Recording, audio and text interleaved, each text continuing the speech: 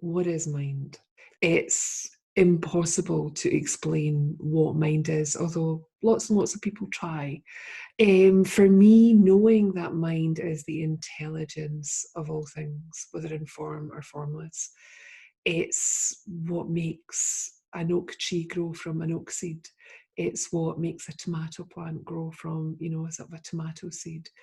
It's what helps the tide flow and ebb. It's what makes the sunshine and holds the sun and our planet, in the space and the cosmos that it exists in.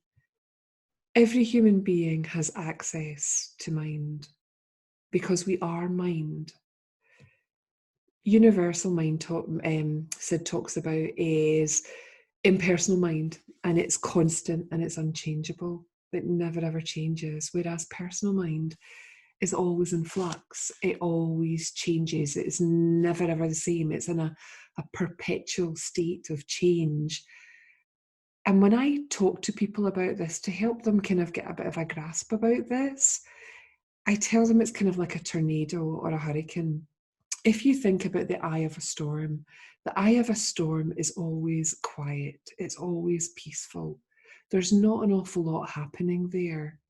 And to me, that's like impersonal mind. It's doing its thing. It has no opinion. It's just getting on with its job of doing what it's meant to do. And then there's the wall of the storm.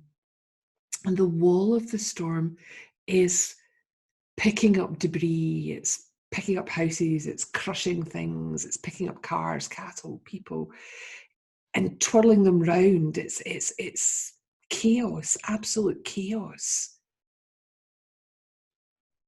And that's kind of like our personal mind. Personal mind is always in a state of chaos, it's always in a state of change. And the thing is that all human beings are both the eye of the storm and the wall of the storm. The eye of the storm being essence, wisdom, soul, impersonal mind. The wall of the storm being personal thinking, personal mind. And it's always happening.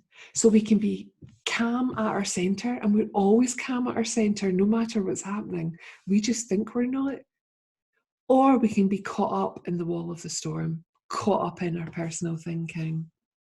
Sid points to this and he says that the brain and the mind are not the same. And you often hear people talking about the brain and the mind being exactly the same, but they're not.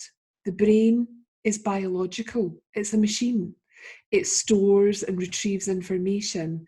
It's 3 to 4 pounds of fat and muscle that lives in your head, a very complicated machine that stores memories, that retrieves information, that helps to control our biological functions, and it does it all unconsciously.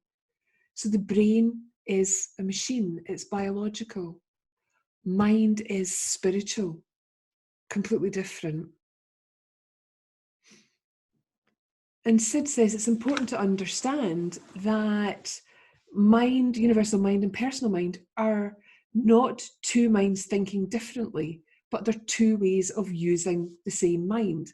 So, like I just kind of explained to you there, personal mind and impersonal mind. Impersonal mind is the eye of the storm, personal mind is the chaos that surrounds it.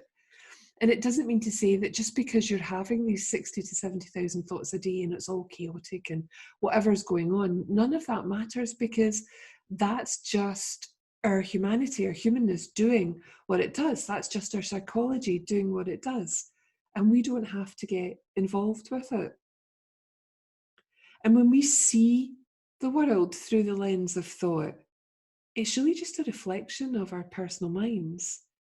And then we create this kind of gap between what is real and what isn't real.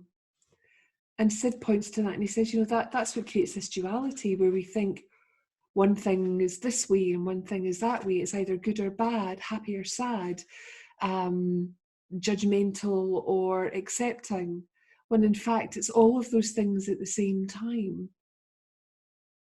And none of those things at the same time. And we only see them through our own personal lens of thought in the moment. So when we are lost in thought, we will become lost and disillusioned until we can see exactly what's happening. And the only way we can clearly see what's happening is to look at the source, to look at how we're creating our experience in the moment, rather than the content of what we're thinking. And the more and more conscious we become of thought in the moment, the more beautiful it is, and we get to see more, and we get to engage less and less with the psychological games that we play with ourselves.